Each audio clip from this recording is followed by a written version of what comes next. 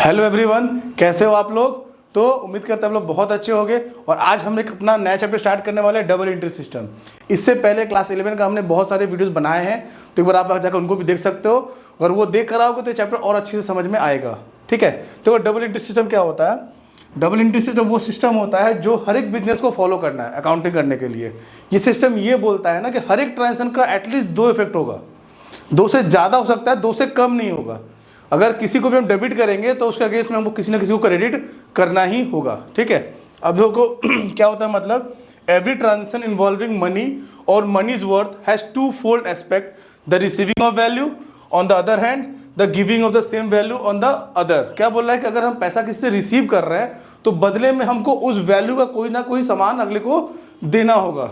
ठीक है, this 2 fold nature in all transaction must be recorded in the books and this gives rise to the term double entry book keeping। और इसी को हम लोग क्या बोलते हैं? डबल एंट्री बुक कीपिंग बोलते हैं। आसान भाषा में समझते हैं, ये सिस्टम मेनली क्या बोलता है कि हर एक ट्रांजेक्शन, बिजनेस का जितने भी ट्रांजेक्शन होते हैं वो एटलीस्ट 2 अकाउंट को अफेक्ट करेंगे इन अपोजिट डायरेक्शन। मतलब जो भी इंट्रीज होगा, जो भी ट्रांजेक्शन होगा, उसका 2 इफेक्ट होगा और दोनों इफेक्ट क्या होगा? अपोजिट होगा। एटलीस्ट 2 इफेक्ट, मतलब 2 से ज़्यादा हो सकते हैं, 2 से कम नहीं होंगे। ठीक है, एग्जाम्पल ले लेते हैं। If the furniture is purchase in the business, अगर हम लोग फर्नीचर परचेज कर रहे हैं अपने बिजनेस में तो क्या हो रहा है? फर्नीचर का वैल्यू मेरे पास बढ़ रहा है, furniture is increase, where as the cash is decrease. वहीं पे क्या होगा? कैश भी मेरा क्या होगा? कम होगा। सोचो ना, अगर आप एक दुकान में गए हो फर्नीचर खरीदने के लिए, अपने ऑफिस के लिए फर्नीचर खरीद रहे हो, तो फर्नीचर खरीदोगे तो बदले में क्या देना होगा? कैश देना होगा। तो आपके पास फर्नीचर तो बढ़ेगा बट क्या? कैश डिक्रीज हो जाएगा आपके पास से। ठीक है, there can be no transaction in the business which affect only 1 account. ऐसा कोई ट्रांजेक्शन बिजनेस में नहीं होता है जिसका सिर्फ एक ही इफेक्ट होगा, हर एक का 2 इफेक्ट होना ही है। ठीक है, और which has only 1 aspect, as such both the aspect of every transaction are recorded under this system. और वही बोल रहा है कि इस सिस्टम के हिसाब से हम लोग को दोनों इफेक्ट को, ट्रांजिशन के दोनों इफेक्ट को रिकॉर्ड करना है। ठीक ना। अब आते हैं हम लोग प्रिंसिपल और characteristic of double entry system की। डबल एंट्री सिस्टम के क्या क्या फीचर्स है? तो पहला क्या बोलता है कि every business transaction affect 2 account. क्या बोल रहा है कि हर एक बिजनेस ट्रांजेक्शन 2 अकाउंट को अफेक्ट करेगा और दोनों क्या होगा? एक दूसरे से अपोजिट होगा।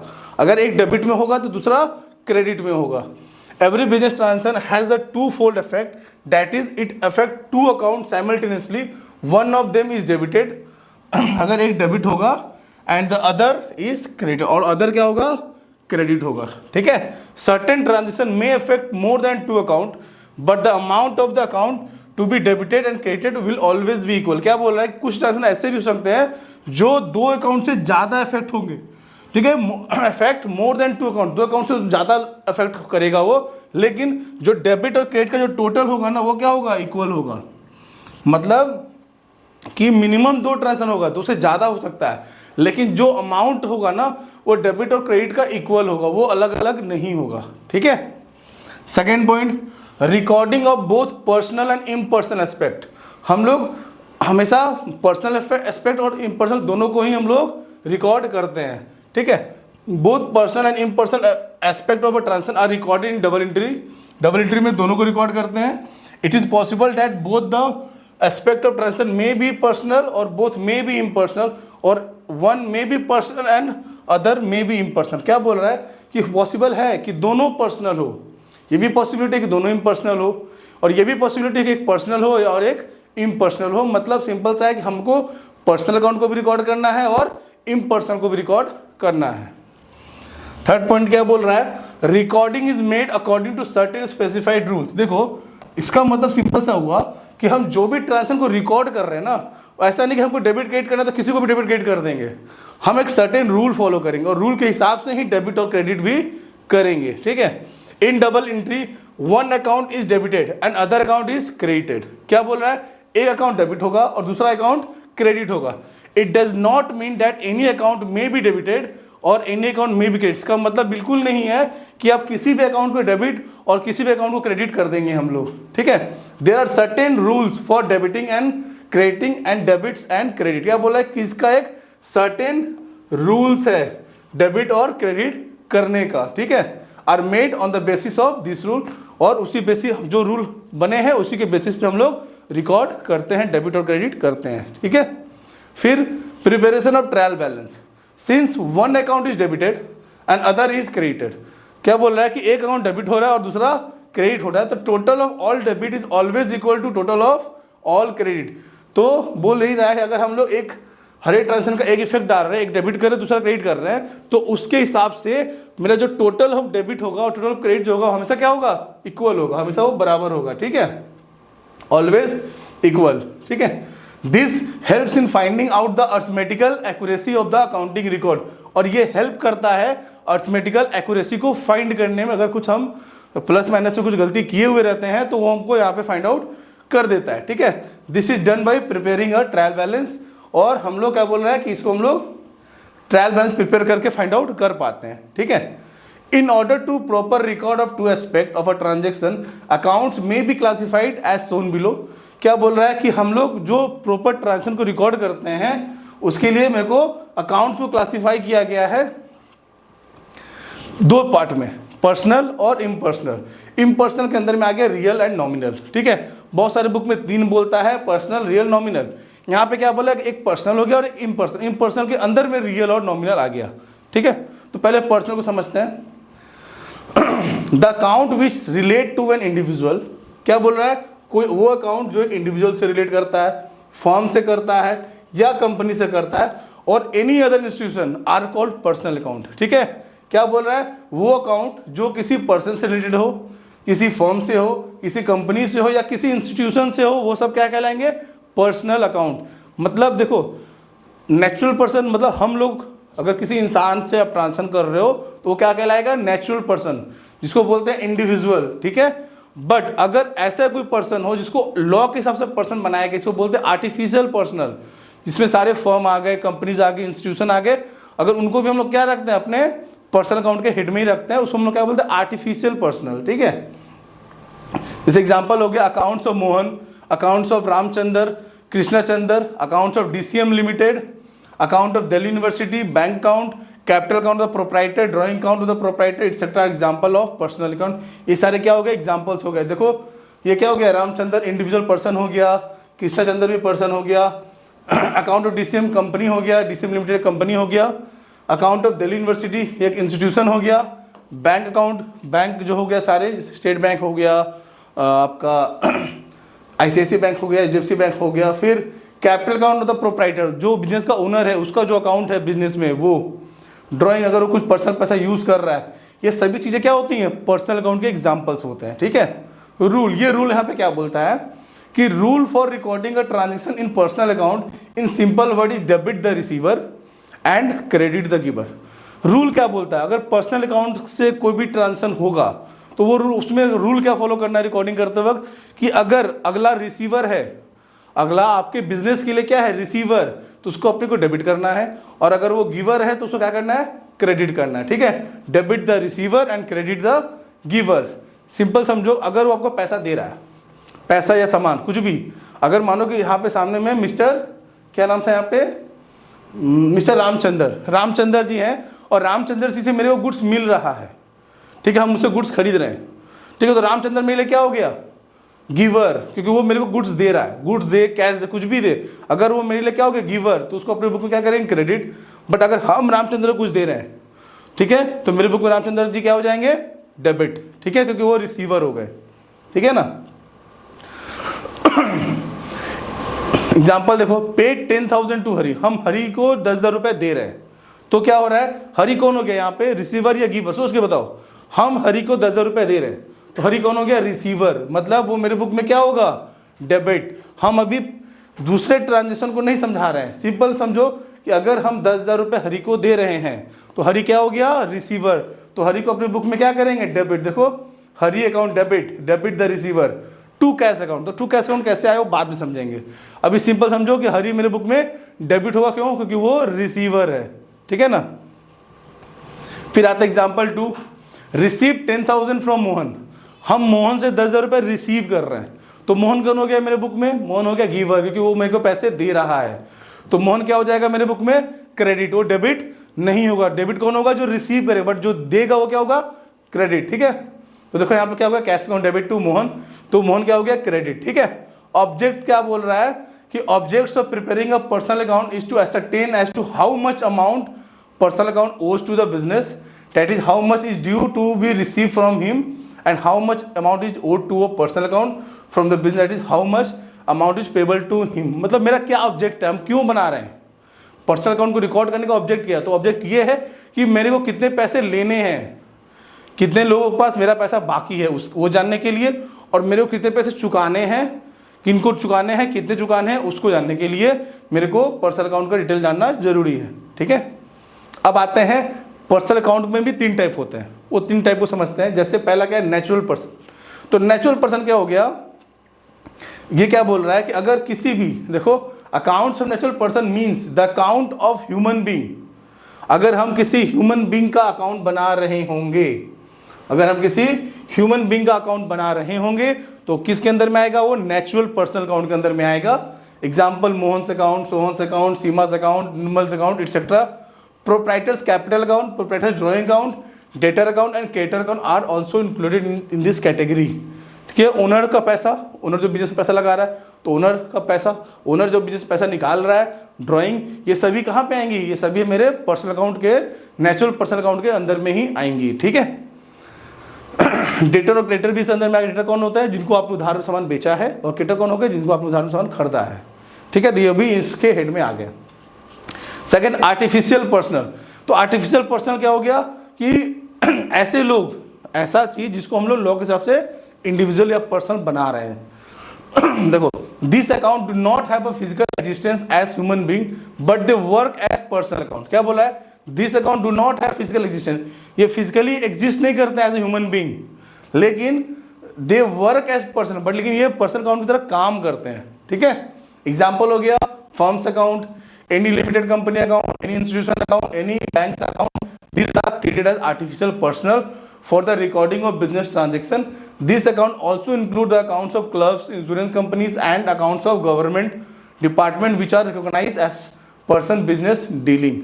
ठीक है, तो अगर किसी भी बैंक, किसी भी कंपनी, किसी भी इंस्टीट्यूशन, किसी भी स्कूल, किसी भी हॉस्पिटल का बात होगा तो हम लोग क्या बोलेंगे, ये आर्टिफिशियल पर्सनल अकाउंट है। ठीक है, नेक्स्ट पॉइंट क्या है, रिप्रेजेंटेटिव पर्सनल। देखो, रिप्रेजेंटेटिव पर्सनल क्या हो गया ना कि अगर किसी भी एक्सपेंस या इनकम के आगे कोई वर्ड जुड़ जाता है, सफिक्स और प्रीफिक्स वर्ड जुड़ जाता है, तो उसको हम लोग क्या बना लेते हैं, रिप्रेजेंटेटिव पर्सनल। एग्जांपल समझते हैं, जैसे कि सैलरी, सैलरी क्या है, मेरा खर्चा है। ठीक है, तो बट अगर सैलरी हम पे नहीं किए हो, जैसे हो गया आउटस्टैंडिंग सैलरी, मतलब सैलरी हमने पे नहीं किया, आउटस्टैंडिंग सैलरी, तो आउटस्टैंडिंग सैलरी क्या करता है, रिप्रेजेंट कर रहा है उस ग्रुप ऑफ पर्सन, उस ग्रुप ऑफ पीपल को जिनको हमको पैसे देने हैं। इसीलिए ये भी मेरा क्या आता है, पर्सनल अकाउंट के अंदर में ही आ जाता है, और इसको हम लोग क्या बोलते हैं, रिप्रेजेंटेटिव पर्सनल अकाउंट। ठीक है, देखो, when an account represent a particular person or group of person it is termed as representative. For example, if the salaries for the month of December are not paid to the employees, the amount payable to this employ will be added and put under one common title, salaries outstanding account. This account represent the accounts of all the person to whom salaries have to be paid. This is therefore termed as representative personal account. Other examples of the examples are prepaid insurance account, accrued interest account and unearned commission insurance. Simple सा समझ में आया ना कि देखो, salary मेरा क्या है, खर्चा, वो तो आता है नॉमिनल अकाउंट में, लेकिन अगर सैलरी अनपेड है तो फिर क्या हो जाता है, वो उसको हम लोग बोलते हैं सैलरी आउटस्टैंडिंग। तो सैलरी आउटस्टैंडिंग का मतलब क्या होगा कि वो रिप्रेजेंट कर रहा है उस group of person, group of people को जिनको भी सैलरी नहीं मिला है। ठीक है, तो ये हो गया आपका रिप्रेजेंटेटिव पर्सनल। अब आते हैं हम लोग second point, real account. This account of all those thing which value can be measure in terms of money and which are properties of the business are termed as real account such as cash account, furniture account, machinery account, building account, goodwill account etc. तो नाम से क्या समझे, real, तो जो really में exist करता है उसी को हम लोग बोलते हैं रियल अकाउंट। ठीक है ना, क्या बोल रहा है कि all those thing whose value can be, जिसको हम लोग वैल्यू, जिसका वैल्यू मेजर कर सकते हैं इन टर्म्स ऑफ मनी। ठीक है, and which are the properties of the business, और वो जो बिजनेस की प्रॉपर्टीज हैं, ठीक है, आर टर्म्ड एज रियल, वो सभी को हम लोग क्या बोलते हैं, रियल अकाउंट। एग्जांपल में क्या हो गया, कैश हो गया, फर्नीचर हो गया, मशीनरी हो गया, बिल्डिंग हो गया और गुडविल हो गया। ठीक है, इसमें रूल क्या बोलता है कि debit what comes in, credit what goes out. Real account के लिए रूल क्या है कि जो आएगा वो डेबिट होगा, जो जाएगा वो क्रेडिट होगा। एक सिंपल सा समझो, अगर किसी सामान का बात होगा, किसी भी एसेट का बात होगा, तो वो एसेट या तो आपके पास आएगा या आपके पास से जाएगा, इसके अलावा और कुछ पॉसिबिलिटी नहीं है। जैसे पर्सनल अकाउंट में क्या था, किसी पर्सन से या तो आप कुछ लोगे या उसको कुछ दोगे, इसके अलावा कोई और पॉसिबिलिटी है ही नहीं। वैसे ही रियल अकाउंट में जब बात करते हैं वहां पे भी क्या होता है कि या तो आप कोई सामान लोगे या तो कोई सामान दोगे, इसके अलावा कोई और पॉसिबिलिटी है ही नहीं। तो जब कोई सामान आपके पास आएगा तो उसको आपको अपने बुक में डेबिट करना है, और जब वही सामान आपके पास से जाएगा तो उसको अपने बुक में क्रेडिट करना है। Simple, what comes in debit what goes out credit, इसके अलावा कोई दूसरा पॉसिबिलिटी है ही नहीं। इसीलिए बहुत सिंपल, आसानी से समझो, समझ में सब आएगा आप लोग को, ठीक है। देखो, according to this rule, whenever any properties comes into the business it is debited and when it goes outside the business it is credited. अगर कोई की एसेट आपके बिजनेस में आएगा उसको आपको डेबिट करना है, और कोई भी एसेट आपके बिजनेस से जा रहा है, बाहर जा रहा है, उसको आपको क्या करना है, क्रेडिट, ठीक है। Example, if furniture for 10,000 has been purchase for cash, furniture account should be debited. Simple, देखो आपने फर्नीचर परचेज किया है फॉर कैश, तो आपके पास क्या आ रहा है, फर्नीचर आ रहा है, और आपके पास से क्या जा रहा है, कैश जा रहा है। तो फर्नीचर को क्या करना है आपको, डेबिट, और कैश को क्या करना है, क्रेडिट। एकदम सिंपल, जो आया डेबिट, जो गया वो क्रेडिट। फर्नीचर आया ना आपके पास, फर्नीचर को आपको क्या करना है, डेबिट, और कैश गया आपके पास तो कैश को क्या कर देना है, क्रेडिट, ठीक है। तो एंट्री क्या हो जाएगा, furniture account debit to cash account. क्यों, क्योंकि फर्नीचर आपके पास से आ रहा है और कैश आपके पास से जा रहा है। इसका ऑब्जेक्ट क्या है, this account represent the value of various properties owned by a business in terms of money and indicate the financial position of the business. ये क्या इंडिकेट कर रहा है कि बिजनेस के नाम पे कितने प्रॉपर्टीज है और बिजनेस का फाइनेंशियल पोजीशन कैसा है, ये जानने के लिए मेरे को रियल अकाउंट को रिकॉर्ड करना है, ठीक है। क्लासिफिकेशन ऑफ रियल अकाउंट दो तरह के होते हैं, टेंजिबल और इनटेंजिबल। तो टेंजिबल कौन हो गए, जिनको हम लोग देख सकते हैं, छू सकते हैं, ठीक है। और इनटेंजिबल कौन हो गए, जिनको हम देख छू नहीं सकते हैं उनको, बट उनको उनका मॉनिटर से मेजर कर सकते हैं उसको हम लोग, ठीक है। देखो देखते हैं, tangible real account are the account of those thing which can be touched, felt, measure, purchase, sold etcetera, ठीक है। इनटेंजिबल क्या हो गया, this account represent such thing which can not be touched but of course their values can be measured in terms of money. Examples are goodwill account, patent account, etc. समझ में आया ना, goodwill account, patent account, etc. Trademark account, copyright account, etc. मतलब क्या हो गया कि ऐसा कोई भी सामान जिसको आप देख सकते हो, छू सकते हो, महसूस कर सकते हो, टेंजिबल हो गया, टच कर सकते हो, टेंजिबल हो गया। और ऐसा कोई भी चीज़ जिसको आप टच नहीं कर सकते हो, ठीक है, बट उसके आपको बिजनेस में बेनिफिट रहते हैं और उसको हम लोग मॉनिटर से मेजर कर सकते हैं, वो होते हैं आपके इनटेंजिबल रियल अकाउंट। इनटेंजिबल मतलब सिंपल एग्जांपल समझो, गुडविल। गुडविल क्या होता है, गुडविल हो गया good name and reputation of the organisation. और गुडविल अपना लोग सेल भी करता है। अगर हम जब बिजनेस सेल करते हैं ना, तो हम गुडविल के लिए भी बाकायदा आपसे वैल्यू लेते हैं कि मेरे बिजनेस का इतना वैल्यू है, आपको उसके लिए भी कुछ पैसे मेरे को देने होंगे, ठीक है। तो ये भी हो गया इनटेंजिबल। और इसके लिए भी सेम रूल फॉलो होगा, जब वो आएगा तो डेबिट करेंगे, जब जाएगा हमारे पास से तो क्रेडिट करेंगे, ठीक है। Third point, nominal account. This account include the accounts of all expenses and incomes. इस अकाउंट में क्या करते हैं हम लोग, जितने भी मेरे एक्सपेंसेस है और इनकम है उनको रिकॉर्ड करते हैं। The example of nominal account relating to expense are salaries paid, rent paid, discount allowed and bad डेब्ट। Examples of nominal account relating to incomes are commission receive, interest receive, discount. मतलब अगर कुछ पैसा आ रहा है, income है वो, तो उसको आपको इनकम की तरह ट्रीट करना है। और नॉमिनल एक्सपेंस कौन होते हैं, जहां पे पैसे पे कर रहे हो, वो सब क्या हो गया, आपके नॉमिनल अकाउंट के एक्सपेंस आ रहे, ठीक है। रूल क्या बोलता है कि जब एक्सपेंस का बात होगा तो उसको डेबिट करेंगे, और जब इनकम का बात होगा उसको हम लोग क्रेडिट करेंगे, ठीक है। Rule for recording in nominal account is debit the expenses and losses and credit incomes and gain. मतलब लॉस और एक्सपेंस को डेबिट करना है और इनकम एंड गेन्स को क्रेडिट करना है, बस सिंपल सा है। देखो एग्जांपल भी है, paid 20,000 for salaries in salaries. हम लोग 20,000 रुपये सैलरी दे रहे हैं, ठीक है। तो देखो यहाँ पे दो अकाउंट इन्वॉल्व हो रहा है, सैलरी और कैश, ठीक है। तो सैलरी नॉमिनल अकाउंट हो गया तो डेबिट होना ही है, ठीक है। और कैश हो गया रियल अकाउंट, तो मेरे पास से कैश जा रहा है ना, तो कैश का हो जाएगा क्रेडिट, तो हो गया salary account debit to cash account, ठीक है। फिर है रिसीव 5000 फॉर कमीशन, आपने 5000 रुपये कमीशन के तौर पे रिसीव किया, तो कमीशन रिसीव मतलब इनकम है, तो इनकम क्रेडिट होगा, कमीशन क्रेडिट होगा, बट कमीशन के बदले में क्या आ रहा है, कैश।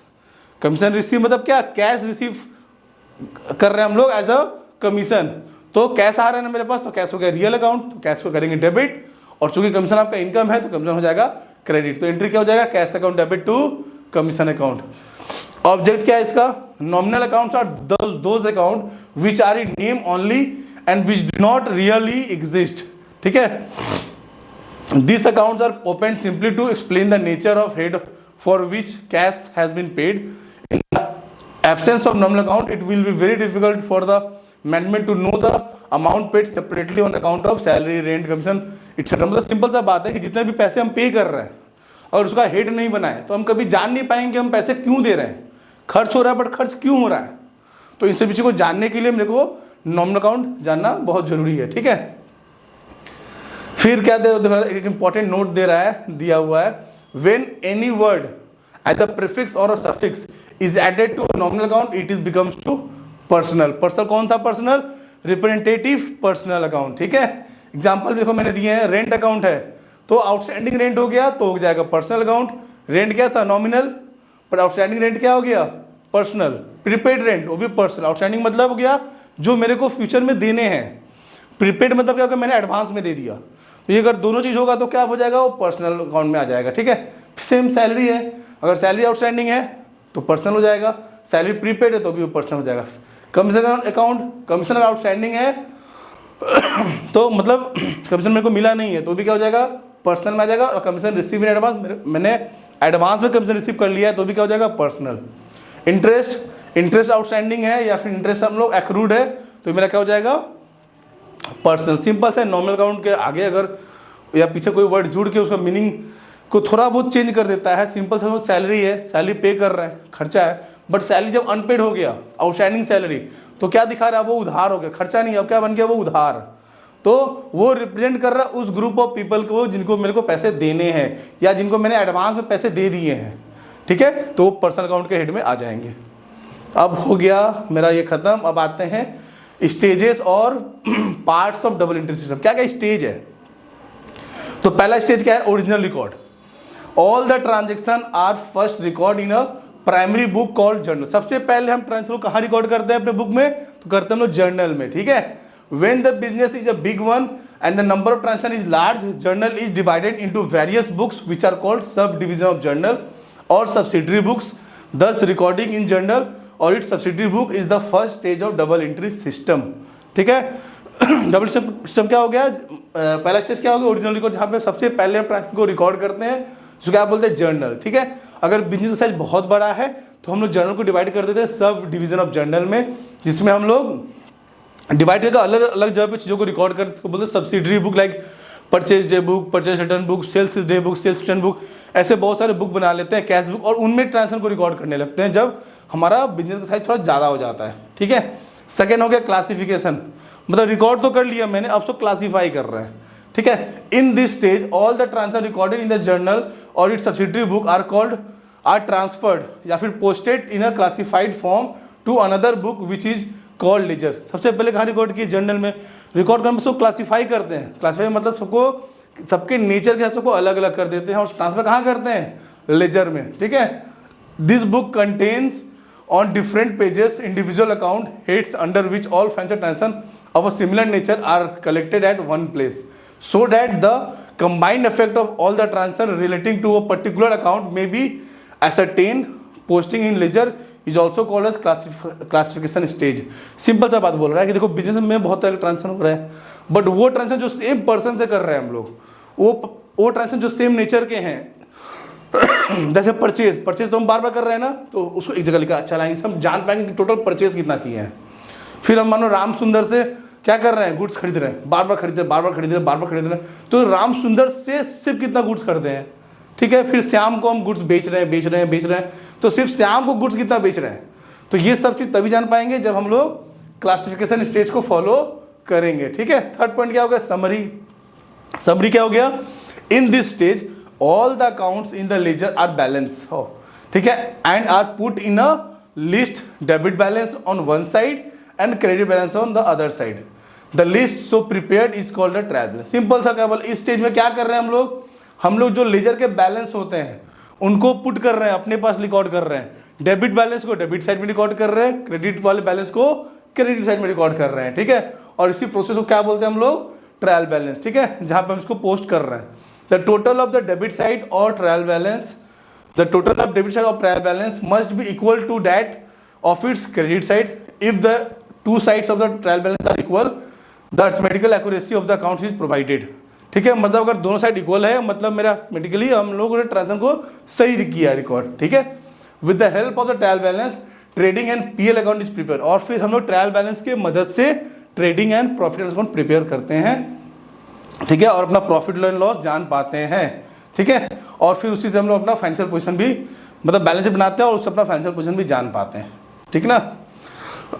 अब आते हैं एडवांटेज और डिसएडवांटेज। लास्ट टॉपिक अब आ चुका है आपका। एडवांटेज क्या, मतलब फायदा क्या है। पहला क्या है, साइंटिफिक सिस्टम। तो भैया अकाउंटिंग जो है, डबल एंट्री सिस्टम जो है बहुत साइंटिफिक है। हम जो भी चीज़ को रिकॉर्ड कर रहे हैं अपने मन से रिकॉर्ड नहीं कर रहे हैं, उसके लिए स्पेसिफाइड रूल्स है, प्रिंसिपल बनाए गए जिनको हमको फॉलो करना है। इसलिए अकाउंटिंग जो भी चीज़ होता है बहुत ही साइंटिफिक होती हैं। Under this system the according to certain specified rules and as such the system is more scientific as transaction are recorded compare to any other system of book keeping.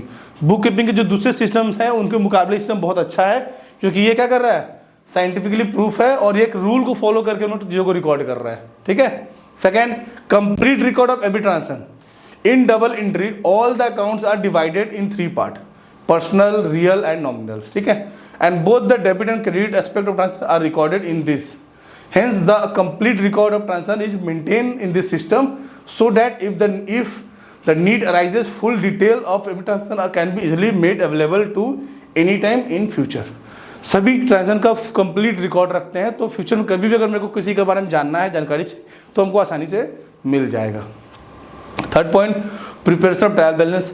In double entry system the account recorded to the debit side of business account will always be equal to the amount recorded on the credit side of the various account.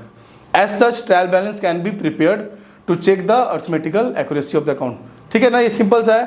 क्या बोल रहा है कि मेरा debit side simple है ना, कि the amount recorded to the debit side of various account will always be equal to the amount recorded in the credit side. क्योंकि दोनों साइड हम लोग हर एक ट्रांजेक्शन का 2 इफेक्ट दे रहे हैं ना, एक डेबिट एक क्रेडिट है, तो दोनों का टोटल भी क्या होगा, हमेशा इक्वल होगा, ठीक है। तो अगर ये बनाते हैं तो हम लोग अरिथमेटिकल एक्यूरेसी को भी चेक कर लेते हैं, ठीक है। Fourth point, preparation of trial trading and PL account, profit and loss. With the help of the trial balance a trader can prepare a trading account to find out the amount of gross profit और gross loss, ठीक है। Similarly a profit and loss account can be prepare to find out the net profit earn और loss suffered during a particular period. अगर हम ये करते हैं ना, तो हम अपना ट्रेडिंग और पीएल भी, ट्रेडिंग और प्रॉफिट लॉस अकाउंट भी प्रिपेयर कर लेते हैं, जहाँ पे हम अपना ग्रॉस प्रॉफिट और नेट प्रॉफिट भी जान पाते हैं, ठीक है। फिर knowledge of financial position of the business. देखो अगर रिकॉर्डिंग कर रहे हैं तो रिकॉर्डिंग किए, क्लासीफाई किए, समराइज किए, उससे फिर ट्रायल बैलेंस बना लिए, ट्रायल बैलेंस हम अपना प्रॉफिट एंड लॉस अकाउंट बना लिए। फिर उसके बाद हम क्या करते हैं, अपना बैलेंस शीट, जहाँ पे हमने एसेट्स को और लायबिलिटी को रिकॉर्ड करते हैं, तो हम अपना फाइनेंशियल पोजीशन को भी जान पाते हैं, ठीक है। At the end of the each accounting period, every businessman want to know the financial position of the business, that is value of the assets, liability and capital of the business.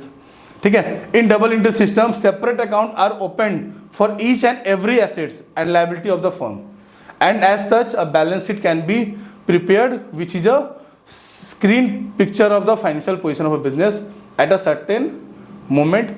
A balance sheet report the property values owned by the enterprise and the claim of the creditor and owner against the this property. Simple है, वो balance sheet ये बताता है कि आपके पास जितने भी assets हैं उसमें कितने आपके ओनर के पैसे के हैं और कितने आपने मार्केट से उधार लेकर खरीदा है। अगर आपने मैक्सिमम एसेट जो है वो अपने खुद के पैसे से परचेज किए हैं, मतलब ओनर के पैसे से परचेज किए हुए हैं, तो बिजनेस का फाइनेंशियल पोजीशन बहुत अच्छा है, ठीक है। लेकिन अगर आप उधार लेकर परचेज कर रहे हैं तो पोजीशन बहुत अच्छा नहीं है, ठीक है ना। फिर आते हैं next, knowledge of various information.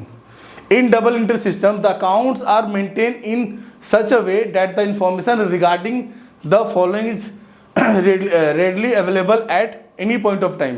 आपको कभी भी ready, मतलब कभी भी अगर हमको कोई भी नॉलेज चाहिए, जानना है, तो आपको आसानी से मिल पाता है। जैसे क्या क्या चाहिए आपको, what is the amount of sales, purchase and closing stock, सब चीज़ आप जान पाओगे। आपका सेल्स का अमाउंट कितना है, परचेज का कितना है, क्लोजिंग स्टॉक का वैल्यू कितना है, ये आसानी से जान पाएंगे। What amount is due to receive from customer, को कितना अमाउंट आपको रिसीव करना किसी कस्टमर से, कितने आपको देने हैं। फिर how much amount has been paid on account of each head of expenses separately, आपने किस एक्सपेंसेस पे कितने कितने पैसे पे किए हैं सेपरेटली, वो जान पाएंगे। How much amount has been earn और account of which head of income separately, आपको किस जगह से कितने कितने पैसे आए हैं, किस हेड से आए, वो भी आप आसानी से जान पाएंगे। ठीक है। फिर नेक्स्ट पॉइंट है लेसर पॉसिबिलिटी ऑफ फ्रॉड, अगर देखो चीज़ों को दो बार रिकॉर्ड करेंगे ना, डबल सिस्टम्स करेंगे तो फ्रॉड का चांसेस बहुत कम हो जाता है। This system of book keeping record each transaction in two account as there is a hardly any scope of forgetting and separately and manipulate as compared to other system. If at all some manipulation takes place, it can be easily detected. अगर कोई fraud करेगा तो उसको हम easily detect कर पाएंगे इस system के हिसाब से। Legal approval, complete record of each transaction is maintain under this system according to certain specified rules as such the system meets the legal requirement and book of account maintained under this system are accepted as true and reliable by the Companies Act and various other acts. It has been made compulsory for joint stock companies, banks and insurance company to maintain their account according to double entry system of account. Tax authority also rely on the books maintained under this system and these are also accepted by the court of law as necessary document evidence. देखो legal approval मतलब बहुत सारे cases में company act बोलता है कि आपको accounting follow करना है अंडर डबल एंट्री सिस्टम, ठीक है, और उसको टैक्स अथॉरिटी और कोर्ट भी मान्यता देता है कि अगर आप ये सिस्टम फॉलो करके कर रहे हैं तो आप उसको एज अ एविडेंस भी कोर्ट में पेश कर सकते हैं अगर आपके अगेंस्ट कोई केस चल रहा है तो। फिर नेक्स्ट पॉइंट कॉम्परेटिव स्टडी, तो देखो स्टडी मतलब क्या हो गया, अगर आप रिकॉर्डिंग कर रहे हो तो आपको हर एक साल में आपका एक्सपेंडिचर कितना पता चल रहा है, इनकम कितना पता चल रहा है, प्रॉफिट कितना पता चल रहा है, तो आप कंपेयर कर पाओगे उस हिसाब से, ठीक है, कि आपका बिजनेस का कैसा ग्रोथ चल रहा है। Under this system separate recording is made for each item of expenditure and income. As such the management can compare the expenditure of the current year with those of the previous year and can know what head of expenditure the money spent is unreasonable and can take steps to check the unnecessary expenditure। मतलब जो unnecessary expenditure उसके बारे में आप जान पाओगे कि हाँ ये खर्चे हैं जो मेरे को नहीं करना है, हम उसमें कमी कर सकते हैं, ठीक है। मैनेजमेंट को हेल्प करता है, इसका ये बात तो हम लोग बहुत बार पढ़ चुके हैं कि अकाउंटिंग जो क्या करता है, मैनेजमेंट को हेल्प करता है बिजनेस को प्लान करने में, कंट्रोल करने में, डायरेक्ट करने में, ठीक है, और suitable for all types of businessman, जितने भी तरह के बिजनेस आप कर लो हर में डबल सिस्टम बहुत सुटेबल है, तो ये भी उसका एक एडवांटेज है। डिसएडवांटेज क्या क्या है, क्या क्या इसका नेगेटिविटी पॉइंट लिमिटेशन क्या है। पहला क्या है, a number of books are to be kept under this system as such the system is quite expensive. बहुत सारे बुक बनाने पड़ते हैं तो ये बहुत टाइम कंज्यूमिंग भी रहता है और थोड़ा एक्सपेंसिव भी रहता है, ठीक है। Second, it is quite difficult to apply the rules of debit and credit.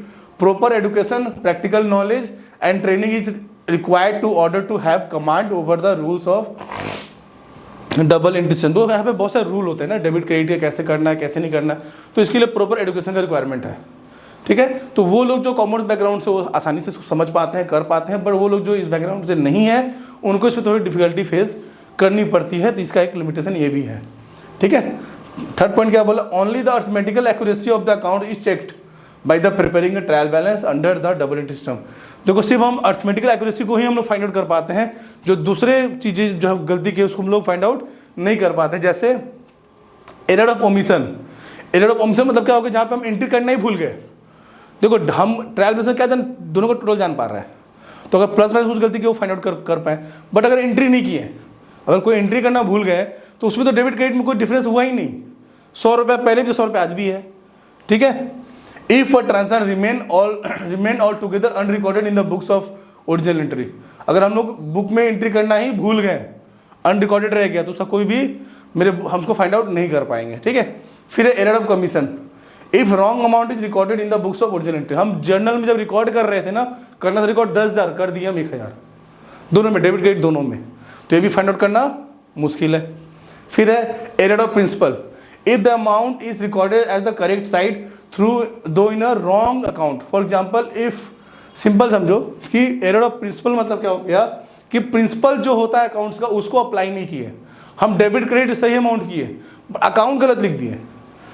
जैसे एग्जांपल में क्या दे रहे हैं, हमने मशीनरी परचेज किया तो सिस्टम क्या बोलता है कि जब एसेट खरीदो तो एसेट का नाम लिखो, हम machinery account debit to cash करेंगे, बट हमने क्या कर दिया, purchase account debit to cash कर दिया, क्योंकि मेरे को प्रिंसिपल का नॉलेज नहीं था, अकाउंट प्रिंसिपल का आइडिया नहीं था। ठीक है, उसको भी हम लोग फाइंड आउट नहीं कर सकते हैं। फिर एक और है compensating error, if the effect of one error is cancel by the effect of some other error, तो भी उसको भी हम लोग जान नहीं पाएंगे। मतलब सिंपल समझो कि एक ऐसा गलती की है जो दूसरे गलती को कंपनसेट कर दिया। ठीक है, तो इसको भी हम लोग फाइंड आउट नहीं कर सकते हैं। तो ये हो गया हमारा डबल एंट्री सिस्टम खत्म। कोई भी अगर आपको डाउट होता है इस चैप्टर में तो आप लोग मेरे से पूछ सकते हैं, कमेंट कर सकते हो। वीडियो अच्छा लगे तो लाइक करो, दोस्तों को शेयर करो, जिससे आपको और भी चैप्टर्स की वीडियो हम अच्छे से बना के दे पाएँ। ठीक है, अभी नेक्स्ट क्लास में आपको ये हम जर्नल एंट्री स्टार्ट करने वाले हैं, तो जर्नल एंट्री बहुत इंपॉर्टेंट रहने वाला है। इसका 3 से 4 पार्ट आएगा, तो अगर सारे क्लास को आपने अच्छे से कर लिया तो उम्मीद करते हैं कि आपको जर्नल एंट्री में कोई प्रॉब्लम नहीं होने वाला है। और विश्वास कीजिए, क्लास 11 का सबसे इंपॉर्टेंट चैप्टर अगर कोई है तो जर्नल एंट्री ही है। 11 का क्या मतलब, पूरे अकाउंट्स का। जिन बच्चे का जर्नल एंट्री अच्छा हो गया उनको फिर अकाउंट्स में फ्यूचर में कभी भी प्रॉब्लम आने वाला नहीं है। ठीक है, तो मिलते हैं नेक्स्ट वीडियो में, तब तक के लिए bye, thank you for watching.